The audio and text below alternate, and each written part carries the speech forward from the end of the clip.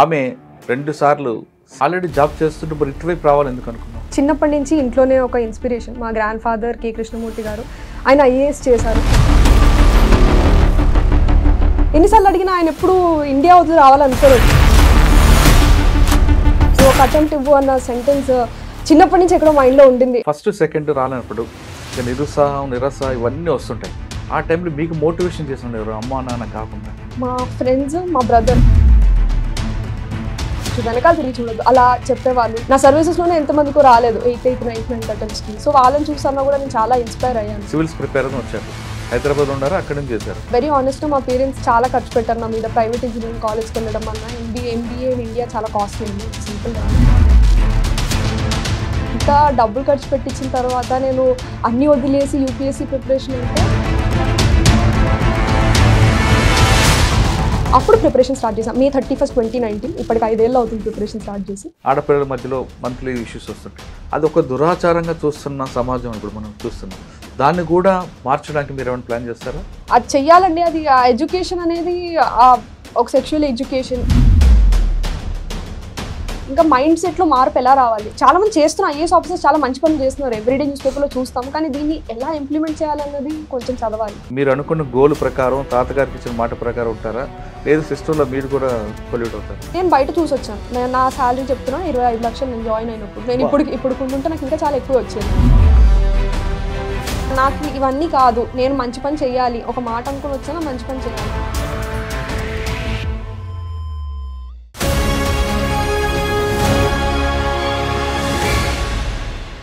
Welcome to I dream. ప్రతి మనిషిలో సంకల్ప బలం గట్టిగా ఉంటే తను అనుకుంది ఏదైనా సాధించవచ్చు అనే మాటకి నిదర్శనం ఈరోజు మన గెస్ట్. ఆమె 2 సార్లు సివిల్స్లో ఫెయిల్ అయ్యారు. అయినా ఖచ్చితంగా తను అనుకుంది సాధించాలి అనే దృఢ సంకల్పంతో ఆమె మరొకసారి సివిల్స్ అటెంప్ట్ చేసి పాస్ అయ్యారు. ఈసారి ఆమె ఆల్ ఇండియాలో 50 ర్యాంక్ సాధించారు. సాధారణంగా ఆ స్థాయికి రావడానికి ఆవిడ పడ్డ కష్టం అంతా ఇంత కాదని తెలుస్తుంది. కుటుంబం అర్బన్ నుంచి వచ్చినా కానీ ఆమెకు ఎదుర్కొన్న ప్రాబ్లమ్స్ ఎలాగున్నాయి, 50th ర్యాంక్ సాధించడానికి ఆమె పడ్డ కృషి, ఎన్ని గంటలు కష్టపడ్డారు, ఆమెకు రోల్ మోడల్ ఎవరు అనే విషయాల్ని ఆమెను అడుగుదాం. ఇందుకే ఆమె ఈరోజు మన గెస్ట్ పేరు Chandana Jahnavi. All India 50 rank. ఆమెను అడిగి ఈ స్థాయికి రావడానికి 50th ర్యాంక్ సాధించడానికి పడ్డ కష్టం ఏంటో తెలుసుకుందాం. నమస్తే అమ్మా. నమస్తే. రెండోది congrats. Thank you so much. Telangana నుంచి ఒక ఆడబిడ్డ 55 ర్యాంక్ తీసుకొచ్చింది. అదేవిధంగా 3వ ర్యాంక్ కూడా మనకే వచ్చింది. ఈసారి ర్యాంకులన్నీ కూడా మన తెలుగు రాష్ట్రాల పిల్లలు రావడం అనేది చాలా సంతోషంగా ఉంది. జాహ్నవి, నువ్వు సాఫ్ట్వేర్ చేసావు, లక్షలో జీతం ఉంటుంది. సాధారణంగా మీ తరం వాళ్ళందరూ అనుకుంటారంటే సాఫ్ట్వేర్ అయిపోయింది, ఎక్కడికో ఫారెన్లో సెటిల్ అవుదాం, లక్షల జీతాలతో హ్యాపీగా ఉందాం అనుకున్న వాళ్ళకి కాకుండా నువ్వు సివిల్స్ వచ్చి సొసైటీకి సర్వీస్ చేయాలనే ఆలోచన ఎక్కడ పుట్టింది? ఈ ప్రశ్నకు సమాధానం చెప్పే ముందు ఒకసారి జాహ్నవి కుటుంబ నేపథ్యం. నేను వచ్చి హైదరాబాద్ నుంచే అండి. మా మా ఫాదర్ వచ్చి డాక్టర్ సీతారాంబాబు. ఆయన సాఫ్ట్వేర్ ఇంజనీర్గా అమెరికాలో వర్క్ చేసి ఇండియాకు వచ్చి కూడా సాఫ్ట్వేర్ ఇంజనీర్ చేసి ఆయన 55 years కూడా PhD తీసుకున్నారు.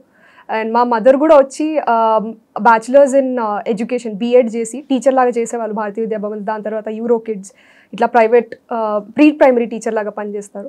సో వాళ్ళిద్దరూ నాకు ఒక వేలో ఇన్స్పిరేషన్. వాళ్ళు ఓల్డ్ ఏజ్లో కూడా డిస్టెన్స్ ఎడ్యుకేషన్ చేసి ఇంకా వాళ్ళ నాలెడ్జ్ పెంచుకోవాలి. మా మదర్ MA ఇంగ్లీష్ లిటరేచర్ చేశారు IGNOU నుంచి. సో వాళ్ళ నుంచి చాలా ఇన్స్పిరేషన్ తీసుకున్నాను నేను ఫ్యామిలీ నుంచి. స్కూల్లో ఎక్కడ చదివామ్మా? స్కూల్ ఇక్కడ భారతీయ విద్యాభవన్స్ అని, భారతీయ విద్యాభవన్ జూబ్లీస్లో 6th standard నుంచి అక్కడే చదివానండి 10th వరకు.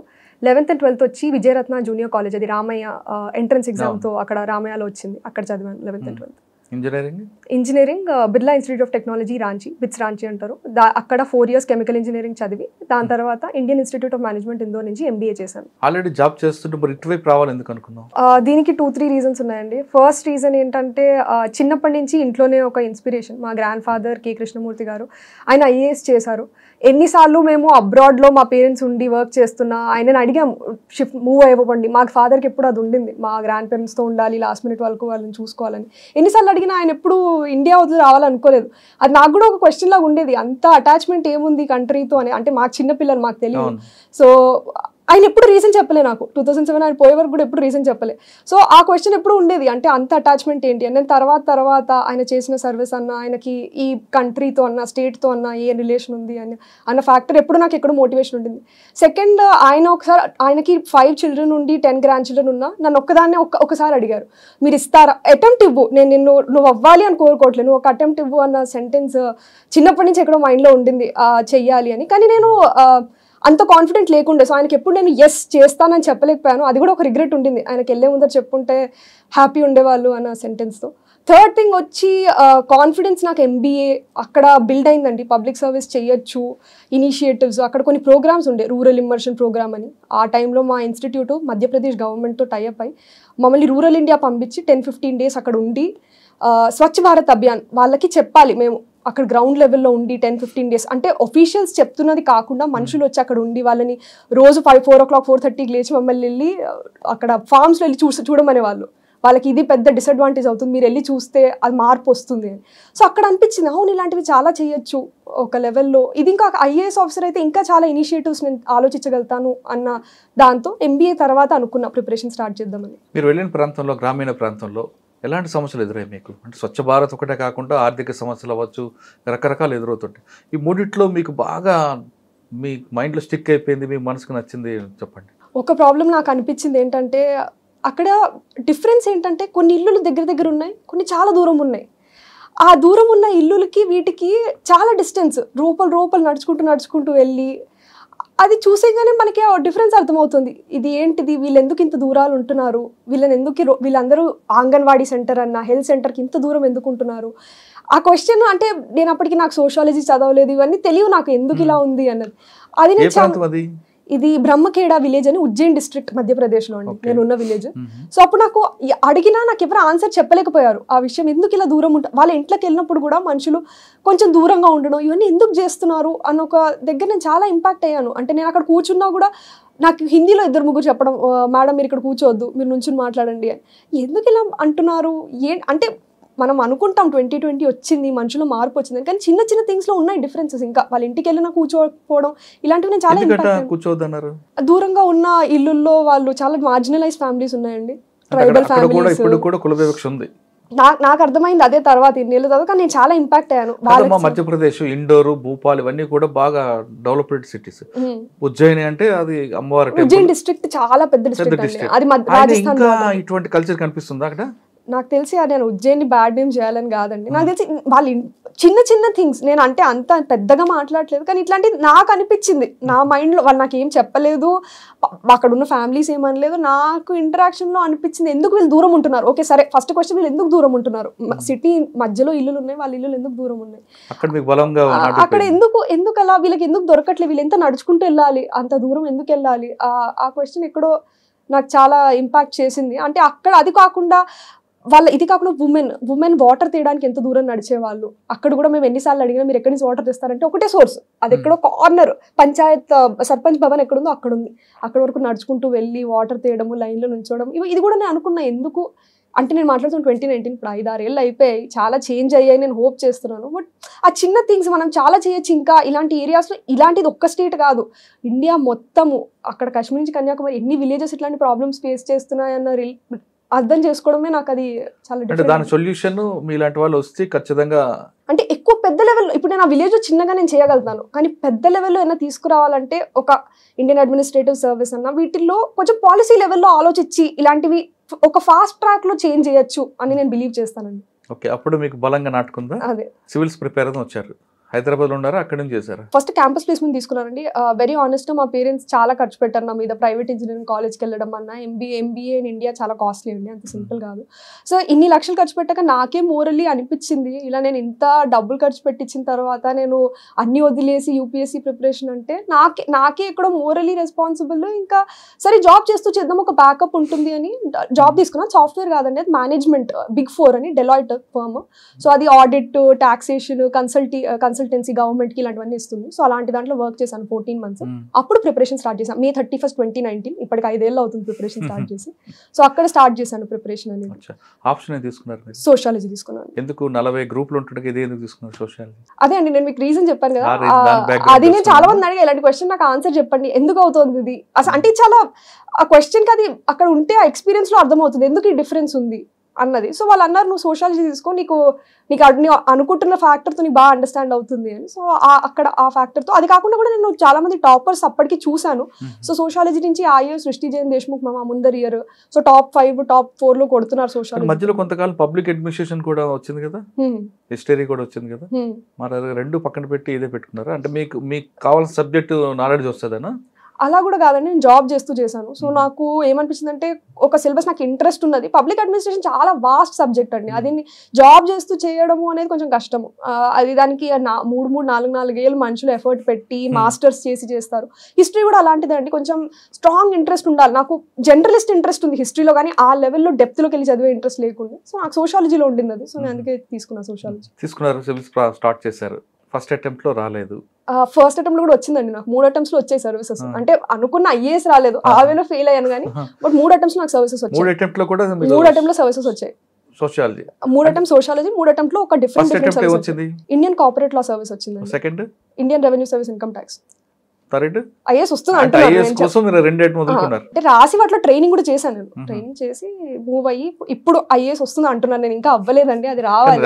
ర్యాంక్ వచ్చింది 50 వచ్చింది అంటే అది పేపర్ మీద IAS అని వచ్చేవాడుకు నేను చెప్పుకోకూడదండి అట్లా. కానీ ర్యాంక్ 50. ఫస్ట్ టైం ఎంత వచ్చింది ర్యాంక్ మీకు? ఫస్ట్ టైం నేను రిజర్వ్ లిస్ట్ 1, అంటే నా ర్యాంక్ మెయిన్ లిస్ట్ ఒకటి వస్తుంది, దాని తర్వాత రిజర్వ్ లిస్ట్ అని సెకండ్ లిస్ట్ అనౌన్స్ చేస్తారు. ఆ రిజర్వ్ లిస్ట్ లో నేను 1, అంటే నా ర్యాంక్ ఆల్మోస్ట్ ఈక్వల్ టు 344 అయ్యారు. సెకండ్ లో 313. ఇక్కడ మీరు 3 అటెంప్ట్ చేశారు కదా, ప్లాన్ బి పెట్టుకున్నారా? నేను జాబ్ చేసి వచ్చా కాబట్టి నాకు ఒక ప్లాన్ బి ఎప్పుడు ఉండింది, తిరిగి కార్పొరేట్ కి అదే సాలరీలో వెళ్ళిపోవచ్చు. అంటే మా ఫ్రెండ్స్ అందరూ ప్రమోషన్స్ తీసుకుని ముందర ఉన్నా, నేను అట్లీస్ట్ ఆ సేమ్ సాలరీలో వెనకాల తిరిగి వెళ్ళొచ్చు, నాకు ప్లాన్ బి ఉండింది. 2 attempt లో కాలేదు, 3వ attempt లో వచ్చారు. 3వ attempt లో మీరు మెయిన్స్ అయిన తర్వాత ఇంటర్వ్యూకి వెళ్ళినప్పుడు అప్పటికే మీకు 2 దీంట్లో మైనస్లు ప్లస్లు తెలిసి ఉంటాయి కాబట్టి మంచి కాన్ఫిడెన్స్ లెవెల్స్ వెళ్ళి ఉంటారు. అదే బిల్డప్లో వెళ్ళారా, లేదా అక్కడ వెళ్ళిన తర్వాత ఇదేందా ఈసారి ఎలాగొచ్చిందని అనిపించిందా? ఎప్పుడు షూర్గా వెళ్ళలేమండి. నాకు 2 attempts తర్వాత అర్థమైంది ఏంటంటే ఆ లక్ ఎలిమెంట్ ఉంటుంది అని. నేను ఎంత ప్రిపరేషన్తో వెళ్ళినా లక్. సో ఫస్ట్ టైం నేను వెళ్ళినప్పుడు చాలా స్ట్రెస్ తీసుకున్నా. అంటే అప్పుడే జాబ్ వదిలేసా, నాకు తెలుసు ఇంకా జాబ్కి వెళ్ళొచ్చు తిరిగి అని. కానీ అనుకున్నా 24-25 నా మంచి ఏజ్, బెస్ట్ ఏజ్, ఈ అటెంప్ట్లో అవ్వాలి అని. ఆ అటెంప్ట్లో 160 వచ్చింది ఇంటర్వ్యూలో. ఆ అటెంప్ట్లో 30 మార్క్స్ వచ్చుంటే నాకు తెలిసి నాకు IPS పక్కా టాప్ 100 ర్యాంక్ వచ్చేసేది. సో ఆ అటెంప్ట్లో నేర్చుకున్నది ఏంటంటే నువ్వు ఎంత ప్రిపేర్ అయినా ఆ ఎలిమెంట్ ఆ డే నీకు లక్ కొంచెం ఉండాలి అని. సో నెక్స్ట్ అటెంప్ట్ ఇచ్చినప్పుడు ఇంటర్వ్యూ అసలు అనుకోలే, నేను రిటర్న్ బాగా రాశాను, ఈసారి ఇంటర్వ్యూలో ఎంత 160 వచ్చినా నాకు అయిపోతుంది అనుకున్నా. కానీ అసలు రిటర్న్ పోయింది, నాకు ఇంటర్వ్యూలో 190 వేశారు. సో అప్పుడు అనిపిస్తుంది ఓకే లక్ ఎలిమెంట్ కొంచెం కావాలి. సో ఈసారి రాసినప్పుడు మైండ్లో అసలు ఏం పెట్టుకోండి, నేను నా బెస్ట్ ఇస్తా, అది ఇంటర్వ్యూ అన్నా అది రిటర్న్ అన్నా అవి 2 క్లిక్ అయితే వస్తుంది, లేకపోతే నేను మళ్ళీ రాస్తా 2024 రాస్తాను, అప్పుడు చూసుకుందాం. నాకు అసలు ఆ ఫ్యాక్టర్ లేకుండే మైండ్లో 2023 ఏమవుతుంది, జస్ట్ నా బెస్ట్ ఇస్తాను అది వస్తాను. కానీ 2022-2023 నేను ట్రైనింగ్ తో ఇచ్చానండి, సర్వీసెస్ తో. సో అందరి కంపారిజన్ లో నాకు చాలా తక్కువ టైం ఉండింది ప్రిపేర్ అవడానికి. But best of the use ఏంటంటే 4-5 years క్యూములేటివ్ స్టడీతో మెయిన్స్ రాస్తే అడ్వాంటేజ్ ఎక్కడో ఒకటి ఉంటుంది. సో నా మంచి మార్క్స్ ఈసారి 2 వచ్చాయి. సాధారణంగా మీరు ప్రిపేర్ అవుతున్న టైంలోనే దేవుడిని కూడా కొంతమంది నమ్ముతారు, మీరు ఆ విధంగా వెళ్ళారా? మా పేరెంట్స్ అన్నారు. సో కొన్నిసార్లు ఇలాంటి లక్ అనుకున్నప్పుడు అన్ని చేయడమే కరెక్ట్. నాకు ఆ బిలీఫ్ ఉందని నేనేమి ప్రమోట్ అలా ఏం చేయాలనుకోవట్లే. కానీ మా పేరెంట్స్ నమ్ముకున్నారు, ఇట్లా వెళ్ళాలి, తిరుపతి వెళ్ళాలి, తిరువన్నామలై, మా పేరెంట్స్ నమ్మకాలు ఉన్నాయి. సో వాళ్ళతో పాటు సరే వాళ్ళు చేస్తుంటే నేను చేస్తాను, అంతే అనుకున్నాను. అంటే మీ కష్టంతో పాటు లక్ అనేది కలిసి వాళ్ళు మా పేరెంట్స్ చేస్తుంటే నేను చేయకుండా కూర్చోవడం నాకు నచ్చలేదు. సో వాళ్ళతో పాటు నేను చేద్దామని వెళ్ళాను. మీ పేరెంట్స్ కాకుండా ఇంకా మీకు బాగా ఇన్స్పైర్ చేసిన ఎవరున్నారు ఇందులో? ఇన్స్పిరేషన్స్ లో ఒకటి మా గ్రాండ్ ఫాదరే, మీరు చెప్పినట్టు. ఆయన ఎప్పుడూ నాకు ఆయన గ్రేటెస్ట్ క్వాలిటీ ఏమనిపిస్తుంది అంటే ఎప్పుడు ఆయన చెప్పుకోలేదు. నేను ఇన్నేళ్ళు ఉన్నా ఆయన IAS లో ఇది చేశాను అది, ఎప్పుడు ఒక్కసారి కూడా మాట వచ్చేది కాదు. ఇంకా మా ఇంటికి ఎప్పుడు ఫ్లో ఆఫ్ విజిటర్స్ ఉండేవాళ్ళు. కానీ ఆయన గ్రేట్నెస్ ఏంటంటే ఎవరితో ఆయన వినడమే, అంతే. ఆ లిసనింగ్ అనేది నేను చాలా ఇన్స్పైర్ అయ్యా. అంత పొజిషన్కి వచ్చి ఎలా ఒక పర్సన్ ఏం మాట్లాడకుండా ఉండగలుగుతారు, నాలాంటి వాళ్ళు కూడా చాలా నేర్చుకోవాలి ఈ ఎలా లిసన్. ఓకే, ఫస్ట్ సెకండ్ రాలేనప్పుడు ఇంకా నిరుత్సాహం, నిరాశ ఇవన్నీ వస్తుంటాయి. ఆ టైంలో మీకు మోటివేషన్ చేసిన ఎవరు, అమ్మా నాన్న కాకుండా? మా ఫ్రెండ్స్, మా బ్రదర్ కూడా ఉన్నారు. సో ఆయన అమెరికాలో ఉంటారు. సో ఆయన కూడా చాలా మెసేజెస్ చేసన్నా సరే నువ్వు చేసావు నెక్స్ట్ దాని గురించి ఆలోచించు, వెనకాల తిరిగి చూడొద్దు అలా చెప్పేవాళ్ళు. ఇంకా నా బెస్ట్ ఫ్రెండ్స్ చాలా మంది ఉన్నారండి.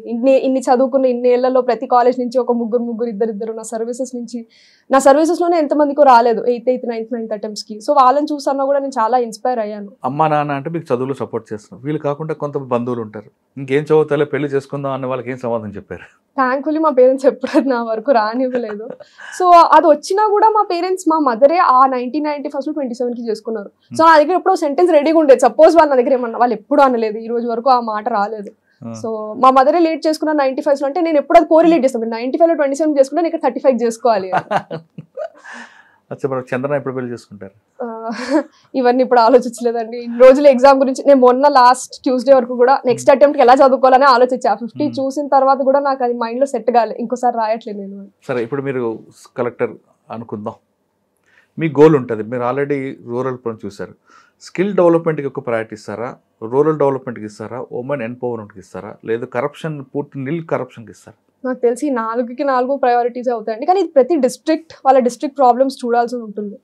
సో కొన్ని డిస్ట్రిక్ట్స్లో మనం ఉమెన్ ఎంపవర్మెంట్ చాలా ఇంపార్టెంట్ అవుతుంది. ఆ డిస్ట్రిక్ట్స్లో టోటల్ ఫర్టిలిటీ రేట్ అన్నా కానివ్వండి, లేకపోతే వాళ్ళ ఎడ్యుకేషన్ లెవెల్స్, లేకపోతే వాళ్ళకి హెల్త్కి యాక్సెస్ ఎలా ఉంది, ప్రెగ్నెన్సీ వాళ్ళు హాస్పిటల్స్కి వస్తున్నారా రెగ్యులర్ చెకప్స్కి, ఇలాంటివన్నీ చూసి ఉమెన్ ఎంపవర్మెంట్ కొన్ని డిస్ట్రిక్ట్స్లో ఇది ఇంపార్టెంట్ అవుతుంది. And skill development in general చాలా big broad thing. Education, skill development రెండు చాలా స్ట్రాంగ్గా ఫోకస్ చేయాలి.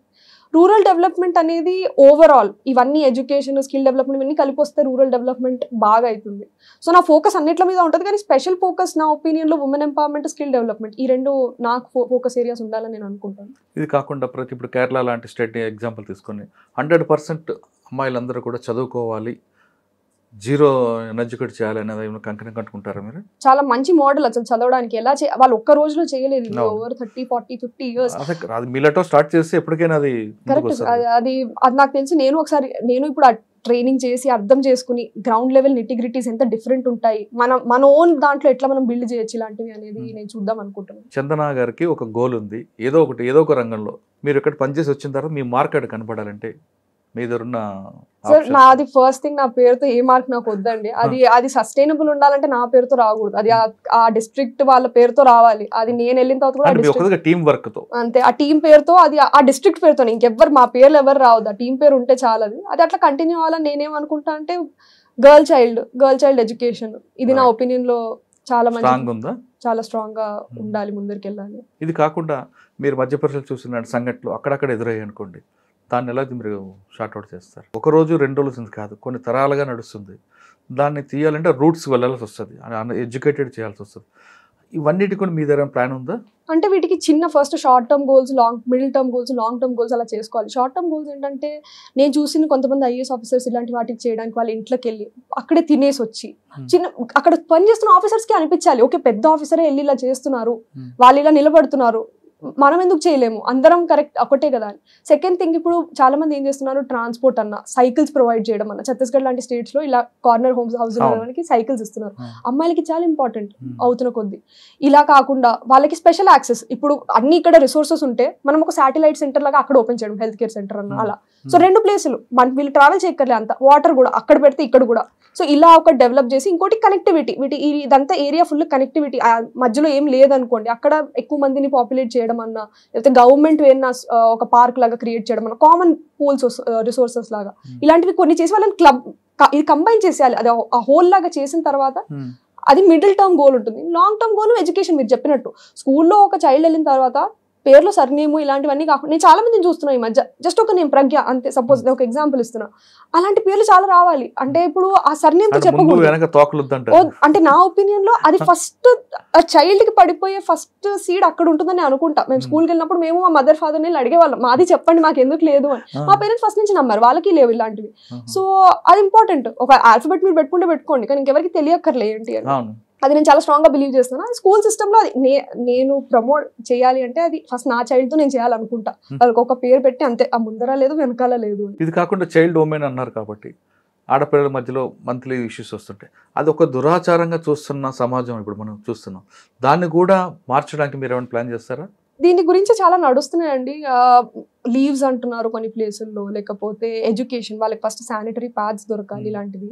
థర్డ్ థింగ్ ఏంటంటే అది చాలా నార్మల్ థింగ్ ఒక అమ్మాయికి అయ్యేది, అది ప్రతి వాళ్ళు అది అదేదో పెద్ద అదే అదొక ఆ మెంటల్ దరిద్రాన్ని మార్చడానికి మీరు ప్లాన్ చేస్తారా?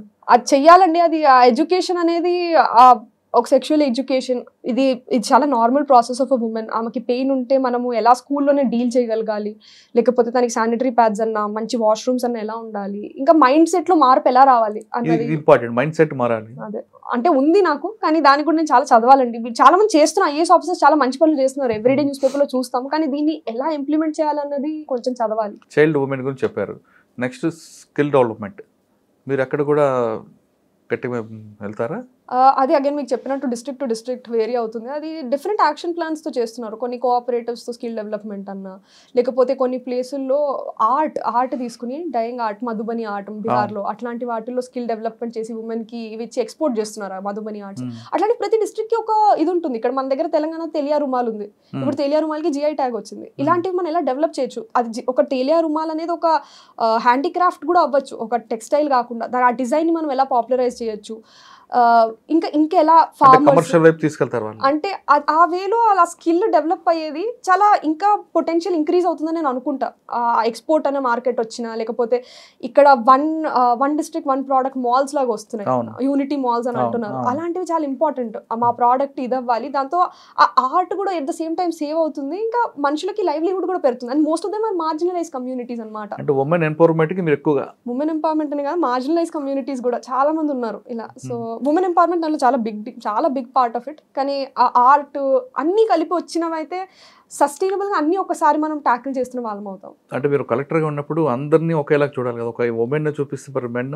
మీరు చెప్తుంది కరెక్ట్, ఈక్వాలిటీ అనేది ఒక ప్రిన్సిపల్. కానీ ఇక్కడ పాయింట్ ఏంటంటే ఇండికేటర్స్లో చూడండి, ఎడ్యుకేషన్ ఇండికేటర్స్ అన్నా, లేకపోతే టోటల్ ఫర్టిలిటీ రేట్ అన్నది కానీ, వాళ్ళకి డ్యూటీ ఆఫ్ చిల్డ్రన్ని టేక్ కేర్ చేయడం, ఎల్డర్ని టేక్ కేర్ చేయడం, ఇట్లాంటివి at the point of time men women together చేయగలగాలి. మీరు చెప్తున్నది కరెక్టే, men women equal at any point of time. కానీ ఆ ఫోకస్ ఎందుకంటే వాళ్ళు కొన్ని ఏళ్ళగా కొన్ని థింగ్స్ చేంజ్ అవ్వలేదు, అవి చేంజ్ అయ్యి ఈక్విటబిలిటీ వచ్చి వాళ్ళిద్దరూ రెస్పాన్సిబిలిటీస్. ఇప్పుడు చాలా మంది మెన్ ఉమెన్ కలిపి ఇద్దరు ఇంట్లో చేసుకుంటున్నారు, ఫుడ్ అన్నా అన్ని, అలాంటిది అవ్వాలని నేను అనుకుంటున్నాను. మీరు ఫారెన్లో చూసారు, అక్కడ ఒక కల్చర్ ఉంటుంది, ఇక్కడ ఒక కల్చర్ కనిపిస్తుంటుంది. ఆ కల్చర్ని ఇక్కడ ఇంప్లిమెంట్ చేద్దాం అనుకుంటున్నారు ఏమైనా, ఎక్స్పోర్ట్ చేసే ఐడియాస్ని? చూడండి, గుడ్ బ్యాడ్ ఉంటాయి. సో కొన్ని గుడ్ తీసుకోవచ్చు. నేను వాళ్ళు ఏమి ఇంపోర్ట్ చేయాలని ఏం అనుకోవట్లేదు, మన సొసైటీ గ్రాడ్యువల్గానే పిక్ చేస్తుంది, నేనేం ఇంపోర్ట్ చేయాలనుకోవట్లేదు. కానీ సర్టన్ థింగ్స్ వాటిలో గుడ్ ఉన్నాయి, ఆ బ్యాడ్ తీసుకోకుండా గుడ్ మనం ఏముందంటే మనకి వాళ్ళకి కల్చర్లో వాళ్ళది బ్యాడ్ ఏంటి, వాళ్ళ గుడ్ ఏంటి? నా ఒపీనియన్లో వాళ్ళ బ్యాడ్ ఏంటంటే ఒక లెవెల్ ఆఫ్ హోమోజనైజేషన్. అంటే వాళ్ళ ఒకటే లాంగ్వేజ్ ఇంగ్లీష్. ఇప్పుడు ఆ ఇంగ్లీష్ అనేది అన్ని ప్లేసుల్లో ఉంది, అది గుడ్. కొంతమంది గుడ్ లాగా చూడొచ్చు, మన కల్చర్ పోకూడదు అట్ ద సేమ్ టైం, అదొక వేలో బ్యాడ్. సెకండ్ థింగ్, వాళ్ళ దగ్గర కూడా ప్రాబ్లమ్స్ ఉన్నాయి. ఇప్పుడు మన అమెరికా లాంటి కంట్రీస్ చూస్తే గన్ వైలెన్స్ ఉంది, ఇవన్నీ ఉన్నాయి. సో వాళ్ళ దగ్గర ఉన్న ఇన్హరెంట్ ప్రాబ్లమ్స్ వాళ్ళ దగ్గర ఉన్నాయి. రేస్ డిస్క్రిమినేషన్ అంటారు, వాళ్ళ దగ్గర బ్యాడ్ ప్రాబ్లమ్స్ ఉన్నాయి. గుడ్ ప్రాబ్లమ్స్ వచ్చి వాళ్ళు ఒక వేలో ఈక్విటబుల్ ఎడ్యుకేషన్ చేయగలిగారు, 100% లిటరసీకి యాక్సెసిబుల్ అఫోర్డబుల్ ఎడ్యుకేషన్ చేయగలిగారు. At least first to 10th standard. Universities వాళ్ళకు కూడా చాలా కాస్ట్లీ, కానీ అట్లీస్ట్ ఆ 10th వరకు అందరికీ, హోమ్లెస్ చిల్డ్రన్కి కూడా దొరుకుతాయి, నార్మల్ చిల్డ్రన్కి కూడా దొరుకుతాయి. అలానే హెల్త్, కొన్ని కంట్రీస్ యూకే లాంటివి ఫుల్ హెల్త్ ఇన్సూరెన్స్ ఉన్న సిస్టమ్స్ ఉన్నాయి, ఎవరికైనా యాక్సెస్ ఉంటుంది వెళ్ళడానికి. సో ఇలాంటివి, లేదా స్కిల్ డెవలప్మెంట్ యాక్సెస్ చాలా ఈజీ. ఇప్పుడు ఏదైనా స్కిల్ నేర్చుకోవాలనుకుంటే వాళ్ళు ఇమీడియట్గా నేర్చుకోగలుగుతారు, యాక్సెస్ ఆన్లైన్ రిసోర్సెస్ అన్నా ఏదన్నా. సో ఇలాంటివి కొన్ని మనం తీసుకురావాలి మన కంట్రీలో కూడా. ఇవన్నీ చేస్తుంటారు. ఒక స్టేజ్కి వచ్చిన తర్వాత చాలామంది ఒక మంచి జిల్తో దిగుతారు, చూసిన తర్వాత ఆ సిస్టంలో అలవాటు పడిపోయి వాళ్ళు కూడా రాంగ్ రూట్లో వెళ్ళాలని ప్రయత్నం చేస్తుంటారు. అటువంటి సిచ్యువేషన్ మీకు ఎదురుపడినప్పుడు మీరు అనుకున్న గోల్ ప్రకారం, తాతగారికి ఇచ్చిన మాట ప్రకారం ఉంటారా, లేదు సిస్టంలో మీరు కూడా కొల్యూట్ అవుతారా? నేను అనుకుని వచ్చే మాట వచ్చిందండి, ఆ మాట జస్టిస్ చేయాలనే మాటే నాకు బ్రెయిన్లో ఎప్పుడూ ఉంటుంది. నాకు ఈ కొల్యూషన్ ఇవన్నీ చూడండి, పాయింట్ నా ఎక్స్పీరియన్స్తో నేను మాట్లాడుతున్నా. నేను బయట చూసి వచ్చాను, నా శాలరీ చెప్తున్నాను 25 లక్షలు నేను జాయిన్ అయినప్పుడు. నేను ఇప్పుడు ఉంటే నాకు ఇంకా చాలా ఎక్కువ వచ్చేది. సో అంత చూసి వచ్చిన దాన్ని నాకు తెలుసు. నేను ఇప్పటికన్నా కార్పొరేట్కి వెళ్ళిపోయి నేను ఆ MBA పట్టుకుని చేసిన, ఇప్పటి నుంచి 25 lakhs ఇస్తే నాకు అప్పటికే మంచి డబ్బులు వస్తాయి. సో నాకు అది డబ్బులు అన్న పాయింట్ కోసం కాదు, మీ పని చేస్తున్నప్పుడు సిస్టంలో ఏమైనా ప్రాబ్లం వస్తే చెట్ ఈ సిస్టమ్ మారదు అని మళ్ళీ వెనక్కి వెళ్తారా, లేదు సిస్టంలో చేంజ్ కోసం మీరు కష్టపడతారా? చేంజ్ కోసం కష్టపడ్డమే అండి. మీకు నేను చెప్తున్న పాయింట్ అదే. నేను చూసి వచ్చాను, నాకు ఇవన్నీ కాదు, నేను మంచి పని చేయాలి, ఒక మాట అనుకుని వచ్చాను, మంచి పని చేయాలి, దాని మీదే ఉంటాను. అది టైం పడుతుంది. అంటే ఒక్క రోజులో నేను అనుకున్నట్టు అవ్వదు. నా ముందర కూడా చాలా మంది హార్డ్ వర్కింగ్ సివిల్ సర్వెంట్స్ వచ్చారు, వాళ్ళ నుంచి నేను చాలా లెసన్స్ తీసుకుని ముందరికి వెళ్తాను. కానీ కరప్షన్ అంటే మన ఇండియాలో ఇన్బిల్ట్ అయి ఉంది కదమ్మా, మరి ఎలా చేస్తాము? నా ఒపీనియన్లో చాలా చేంజ్ అయిందండి. కరప్షన్ అనేది చాలా చేంజ్ అయిందని నేను నమ్ముతాను. అంటే మన దగ్గర కరప్షన్ అంటే పట్టించుకోరు కదా. అవును వాడు తిన్నాడు అనే భావం తప్ప మీరు మిగతా కంట్రీ లాగా దాన్ని సీరియస్గా తీసుకోరు కదా. నా ఒపీనియన్ మైండ్ సెట్ చాలా చేంజ్ అవుతుందండి.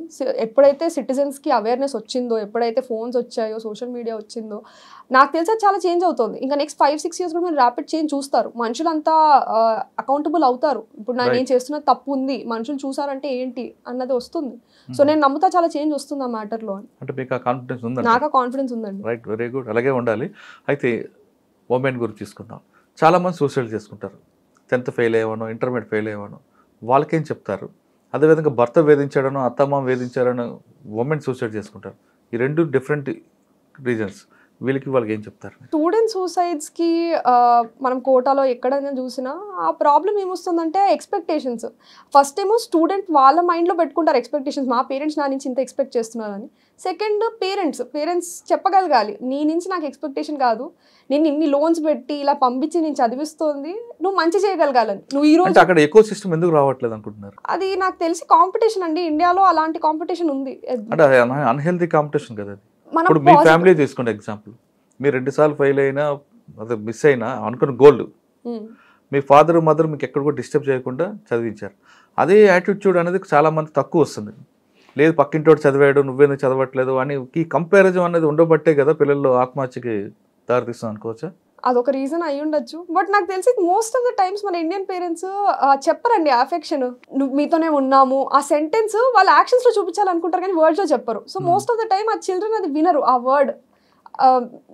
నువ్వు మాకు చాలా ఇంపార్టెంట్ లైఫ్లో, నువ్వు చాలా ఇష్టం, నువ్వు ప్లీజ్, ఇలాంటి అఫెక్షన్ వర్డ్స్ ఎక్కువ రావాలి. ఈ బయట డిస్టెన్స్లో ఉన్నప్పుడు ఆ మైండ్లో ఏం తిరుగుతుంది ఆ చైల్డ్కి అనేది అది పేరెంట్స్ గుర్తించి వాళ్ళని సపోర్ట్ చేస్తూ ఉండాలి. చాలా ఆ విధంగా సపోర్ట్ చేస్తే వాళ్ళ మార్పు వస్తుంది అంటారు. అంటే ఇది ఒక స్టెప్ అనుకుంటాను, దీనికి చాలా సొల్యూషన్స్ ఉంటాయి, వేరే రీజన్స్ ఉంటాయి. సరే, సూసైడ్ చేసుకున్న పెళ్ళైన వాళ్ళకి ఒకటే ఆ ప్రాబ్లం మీకు కలెక్టర్గా వచ్చినప్పుడు ఎదిరింది అనుకోండి ఒక జిల్లాలో, మీరు ఎలా దాన్ని షార్ట్అవుట్ చేస్తారు? ఇలాంటి వాటికి ఫస్ట్ నుంచి మనం పేరెంట్స్ సపోర్ట్ చూడాలి. ఎందుకు అయి ఉంటుంది, ఇది ఏదన్నా డౌరీ లాంటి కేసా, లేకపోతే ఇది డొమెస్టిక్ వైలెన్సా, వీటి డిఫరెంట్ రీజన్స్ ఉంటాయి. లేకపోతే కొన్నిసార్లు ఆ అమ్మాయికి ఎడ్యుకేషన్ అన్నా, లేకపోతే ఒక జాబ్ రావచ్చు, బయటకు వచ్చి బతకగలుగుతాను అన్నది లేదా, లేకపోతే ఫ్యామిలీ హానర్ గురించి చూస్తున్నారా, నేను బయటకు వస్తే మా ఇంటి పరువు ఏమవుతుంది, ఇలాంటి వాటికి చాలా ఇవి రావాలండి. నేను రీసెంట్గా ఒకటి చూసాను, ఒక ఫాదర్ డైవర్స్ అయిన అమ్మాయిని ఇంటికి తెచ్చుకుని సెలబ్రేషన్ చేశారు. ఆ అమ్మాయి హ్యాపీ మ్యారేజ్ లో ఉండలేదంటే నా దగ్గర ఉంటుంది, నేను బతుకున్నంత దగ్గర నా దగ్గర ఉంటుంది. ఇలాంటివి మైండ్ సెట్ చేంజెస్ మనం చాలా దగ్గర హైలైట్ చేయాలి. ఒక అమ్మాయికి ఆ మ్యారేజ్ అంటే రిలేషన్షిప్స్ అన్ని సక్సెస్ఫుల్ అవుతాయని లేదు.